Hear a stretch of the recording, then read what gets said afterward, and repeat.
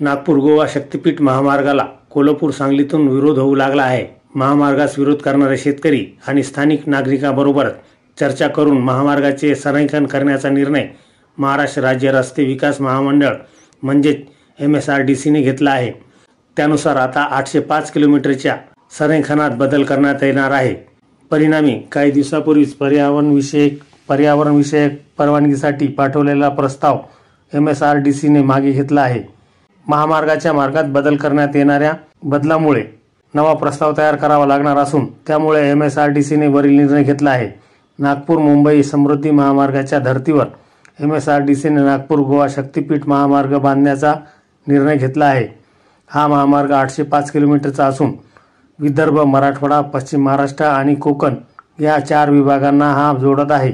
धार्मिक पर्यटनाला चालना देणारा हा महामार्ग वर्धा, यवतमाळ, हिंगोली, नांदेड, परभणी, धाराशिव, सोलापूर, सांगली, कोल्हापूर आणि सिंधुदुर्ग अशा 12 जिल्ह्यांमधून जाणार आहे। या महामार्गाचे संरेखन अंतिम करण्यात आले असून आराखडाही तयार करण्यात आला आहे। हा महामार्ग मार्गी लावण्याच्या दृष्टीने MSRDCने भूसंपादन प्रक्रियेस सुरुवात केली होती।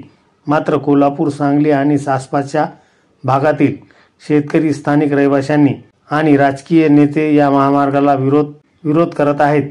हा महामार्ग रद्द व्हावा यासाठी आंदोलन सुरू आहे। या पार्श्वभूमीवर याआधीच MSRDCने भूसंपादन प्रक्रिया स्थगित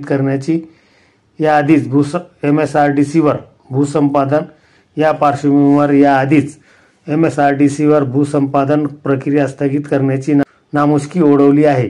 भूसंपादन पूर्णतः बंद असतानाच आता शक्तीपीठ महामार्गास पर्यावरण संबंधीची परवानगी घेण्यासाठी MSRDC कडून केंद्र सरकारकडे प्रस्ताव करण्यात आला होता। मात्र हा प्रस्ताव आता MSRDCने मागे घेतला आहे। महामार्गाला होणारा विरोध लक्षात घेऊन लवकरच विरोध करणारे शेतकरी, स्थानिक रहिवाशांबरोबर चर्चा करण्यात येणार आहे। विरोध होत असलेल्या ठिकाणचे संरेखन बदल करून अन्य भागातून महामार्ग नेता येईल का हे तपासण्यात येणार आहे। त्यामुळे शक्तीपीठ महामार्गाच्या मार्गात बदल करण्यात येणार असल्याचेही MSRDC कडून सांगण्यात आले आहे।